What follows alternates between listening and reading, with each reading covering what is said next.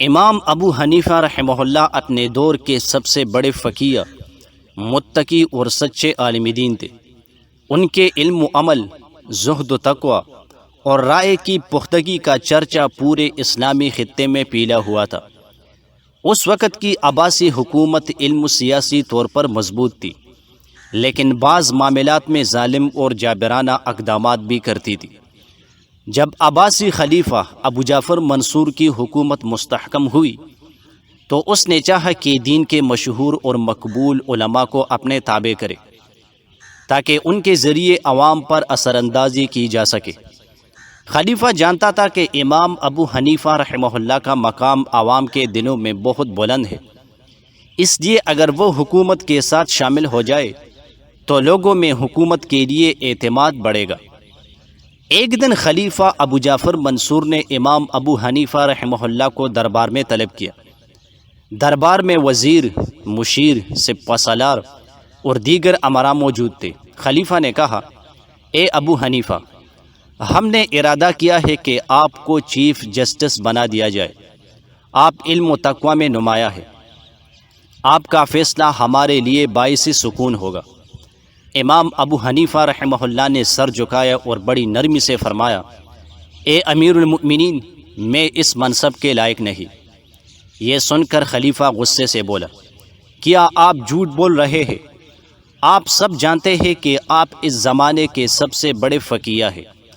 امام ابو حنیفہ رحمہ اللہ نے انتہائی متانت سے جواب دیا، اگر میں جھوٹ بول رہا ہوں تو جھوٹا قاضی بننے کے قابل نہیں، اور اگر سچ بول رہا ہوں تب بھی میں اس منصب کا اہل نہیں۔ یہ جواب خلیفہ کو گرا گزرا۔ وہ جان گیا کہ امام حکومت کی تابعداری نہیں کریں گے۔ چنانچہ امام ابو حنیفہ رحمہ اللہ کو قید کر دیا گیا۔ قید خانے میں بھی امام ابو حنیفہ رحمہ اللہ نماز، تلاوت اور تدریس میں مشغول رہے۔ بعض روایات کے مطابق قید میں بھی طلباء امام سے مسئلے پوچھنے آتے اور آپ جواب دیا کر دے۔ قید خانے میں امام ابو حنیفہ رحمہ اللہ کو کئی تکالیف دی گئی۔ کھانے میں کمی، قید تنہائی اور بعض موقعوں پر کوڑے تک مارے گئے، مگر امام کا صبر اور اللہ پر توکل کبھی متزلزل نہ ہوا۔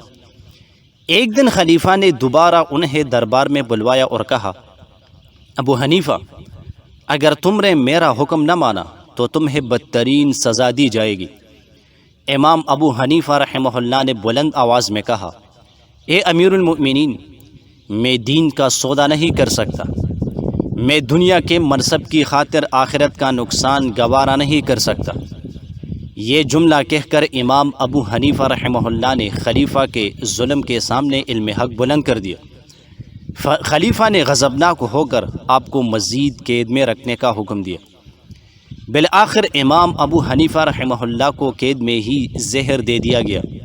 روایات میں ہے کہ امام نے جب زہر پیا تو فرمایا، اے اللہ، تو جانتا ہے کہ میں نے تیرے دین کے تحفظ کے لیے یہ سب کچھ برداشت کیا، میری قربانی کو قبول فرما۔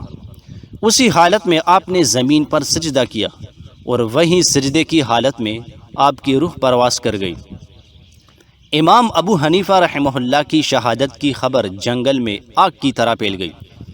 بغداد کے عوام ہزاروں کی تعداد میں جیل کے باہر جمع ہو گئے۔ جب امام کی میت نکالی گئی تو لوگوں کا ہجوم اتنا زیادہ تھا کہ 5 مرتبہ نماز جنازہ پڑھی گئی۔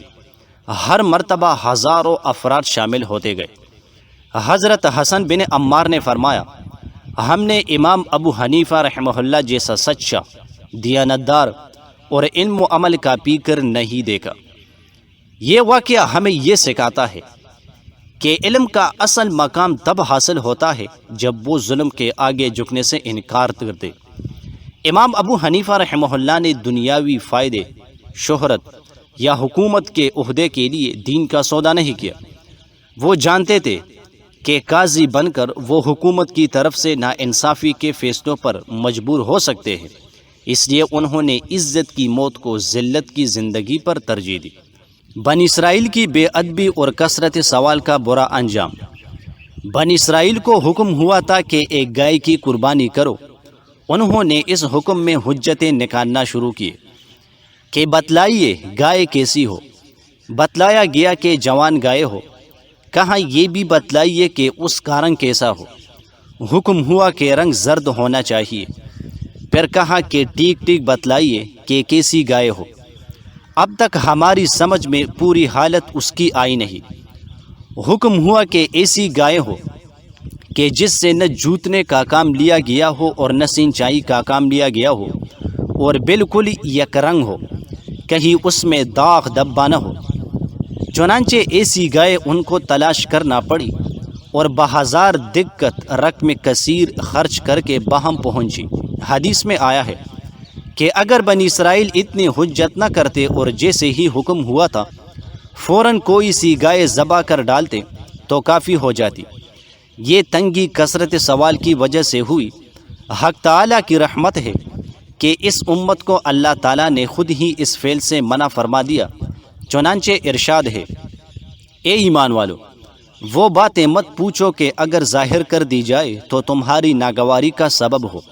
اور آگے یہ بھی فرما دیا، یعنی تم سے پہلی امت نے یہ طریقہ اختیار کیا تھا کہ احکام میں اس طرح حجتیں کرتے تھے، گویا تحقیق کر رہے ہیں، لیکن جب حکم ہوتا اور اس کی پوری شرح کر دی جاتی تو اس کی اطاعت سے انکار کر دیتے ہیں۔ اس سے صاف معلوم ہوتا ہے کہ زیادہ حجتیں کرنا اسی بات کی علامت ہے کہ اس شخص کو کام کرنا منظور نہیں۔ کام کرنے والا ہمیشہ ڈرا کرتا ہے کہ خدا جانے مجھ سے تعمیل ہو سکے گی یا نہیں، اسی واسطے وہ اپنے اوپر تنگی کو اختیار کرتا ہے۔ بنی اسرائیل بڑے سرکش تھے، انہوں نے حجتیں چاٹی اور تکرر کر کے اپنے عمر مصیبت لا دی۔ اس امت پر خدا کا فضل رہا کہ حضرات صحابہ حکم کو سن کر اس میں شکوک اور احتمالات نہ نکالتے تھے۔ فتنہ کے وقت سکوت میں حکمت۔ جب حضرت موسیٰ علیہ السلام کوہ طور پر گئے کہ اللہ تعالیٰ سے تورات حاصل کرے تو قوم میں اپنے بھائی حضرت ہارون علیہ السلام کو چھوڑ گئے۔ موسیٰ علیہ السلام کے جانے کے بعد ان کی قوم نے سونے چاندی کا ایک بچڑا بنا لیا اور اسے پوجنا شروع کر دیا۔ حضرت ہارون علیہ السلام نے انہیں بہت سمجھایا مگر وہ نہ مانے۔ آخر تنگ آ کر وہ چپ ہو گئے کہ کہیں ان میں زیادہ اختلافات نہ ہو جائے۔ کوہ طور سے واپس آ کر حضرت موسیٰ علیہ السلام نے ان لوگوں کو بتایا کہ تم نے بہت برا کیا۔ سب نے اپنے گناہوں کا اقرار کیا اور آئندہ کے لیے توبہ کی۔ بنی اسرائیل کی سرکشی۔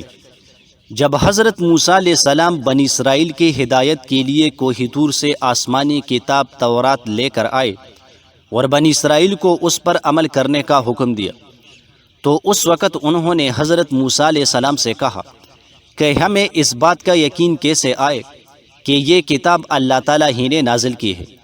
اس پر اللہ تعالیٰ نے حضرت موسیٰ علیہ السلام سے فرمایا کہ وہ قوم سے 70 نمائندے منتخب کر کے انہیں کوہ طور پر لے آئے۔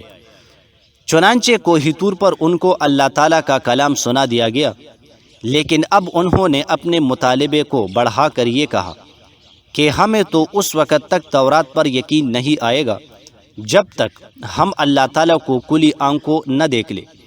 ان کے اس غلط مطالبے کی وجہ سے بجلی کی کڑک نے ان کو آ لیا، جس نے زلزلے کی کیفیت پیدا کر دی اور وہ سب بے ہوش ہو کر گر پڑے۔